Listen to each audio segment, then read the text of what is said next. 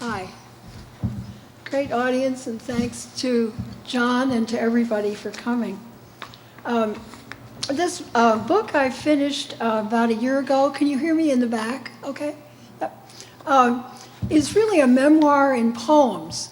I've thought of writing a memoir because everybody writes memoirs, and I just found that I got really bored writing prose, and that I wanted to write about moments and the way you remember things are as moments.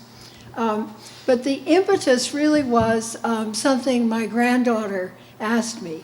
And so the first poem is called Finding a Story from My Granddaughter, age 3.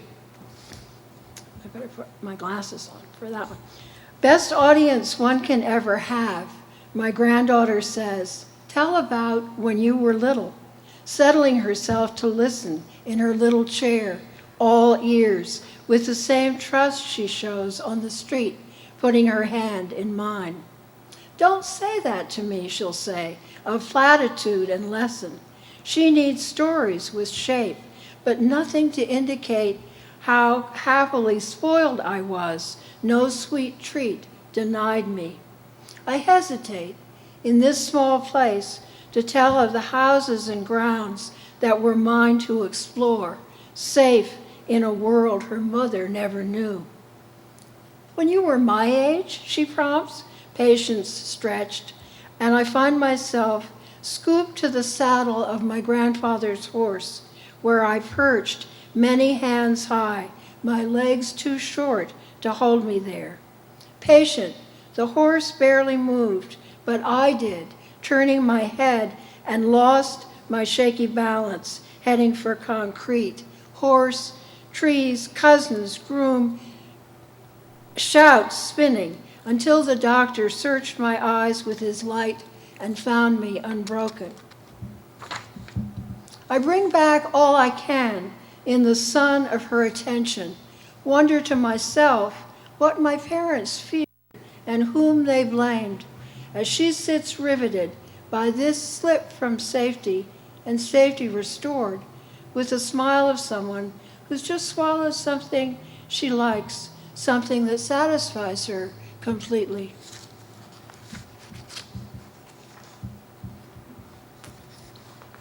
Three, I grew up, I was born in 1938, so I grew up right before World War II. 3, careful as she was, my mother must have for a moment turned aside, stashing groceries in the new 41 Ford's shiny green shell. She must have been near, but I seem in memory blissfully alone. The road stretched wide and limitless before me. Just a gas pump and a few deep porched houses in view then. Behind me, the store we'd just left. Angers, though everyone smiled there, weighing butter and fat chickens before the war. It must have been days past my birthday, because I began to say to myself, I'm three, as if this was the height of achievement, no longer having to be a baby. 3, free of people fussing over my pram. 3, the road invited me to walk its length, wherever that was, in an America that seemed limitless to me. Pre-war, a few months longer, while elsewhere Mandelstam shook with fever in his dogskin coat. Akhmatova waited in a prison line for news of her son. Wolf, in despair, weighted her pockets with stones. Children lost their lives for being flawed. I'm free, I whispered, not needing to say it out loud to anyone. Nothing to stop me on the Indian's path, north from the bay, walking farther than my eyes or mind could see. And this is a 3-part poem called During the War.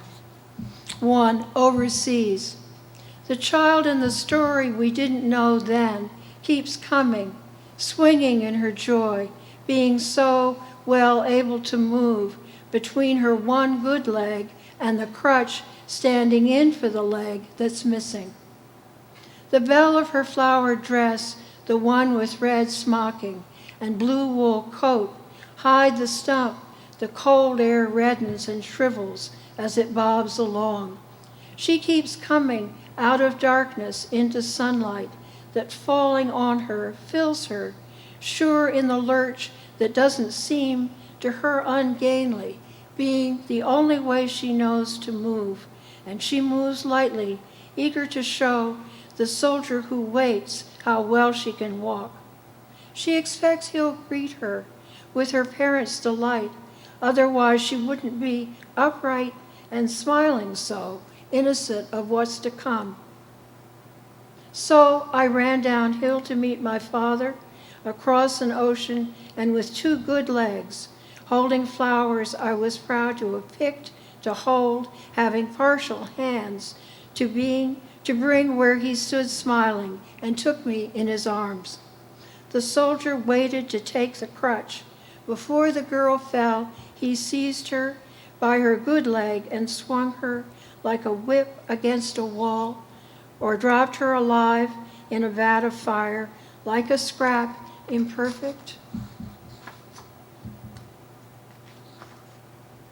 A child my age, in 43 or 44, much like me, squeezing my violet stems tight, believing the world will greet her as she greets it. 2. The duration. After the dream where the soldiers came, they stood outside the bare bay window every night, helmets, rifles, eyes glinting in our lamp's light. I held my breath to be invisible on my way to bed, where I had to pray, if I should die before I wake, repeating after my mother, although I thought I would die, the ceiling split with fire from the sky. I pray the Lord my soul to take, although I wanted my soul for myself. If I screwed my eyes up tight, maybe God wouldn't see in and find it. Was it he or the soldiers who shone on my bed the fierce light I tried to escape by waking? The morning papers I learned to read showed broken roofs like the ones I dreamed. A town in Nebraska became a beach in France, where our troops were running and falling. The forest where my uncle was deep in snow. The girl who crosses the station platform in Poland on her crutch and one good leg was invisible to us, who thought we knew what war was, giving up butter, sugar, Sunday drives in the country for what we called the duration, while truth overtook us in dreams. 3. Blackout. The fire station went wild with sirens, or a spotter warned my father a plane unlike ours had broken through.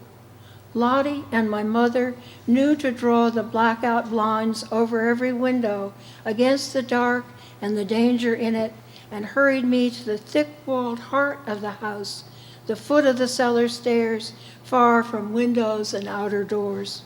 We'd wait there till the hours till all clear, the 3 of us in absolute dark, Lottie's starched apron breast, my pillow.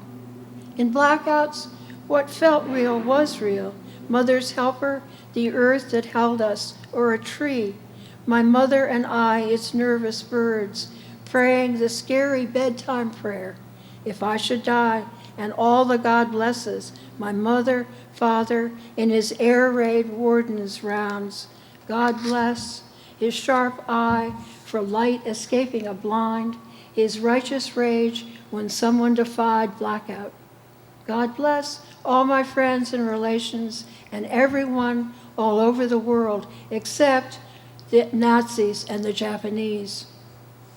I swayed between consciousness and sleep, safe between my mother and Lottie, murmuring above me, 2 women of one mind then, hiding fear in front of the child they joined to protect, until my father shone his flashlight down the stairwell and told us the all clear had sounded.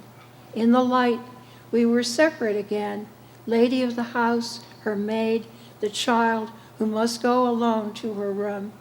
We were the best, my father said, at blackout, as if there were no differences between us.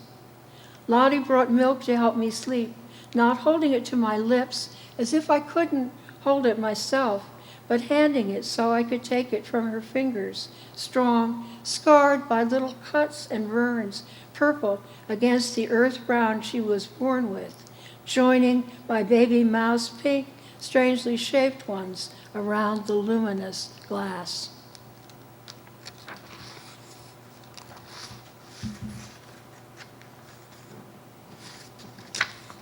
And I'll just do a political one to end with. FDR, April 12th, 1945. My father was a doctor, and so my father, who knew how death begins to mark a face, thought FDR was tempting fate and shouldn't run again. When the president died that spring, my father was unsurprised, ungrieving.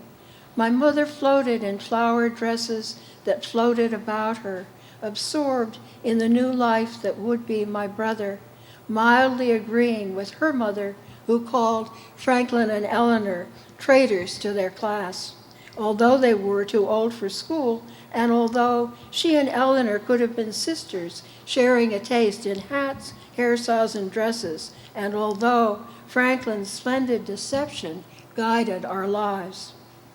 Behind the pantry door, sorrow poured from the small box that gave so much sound.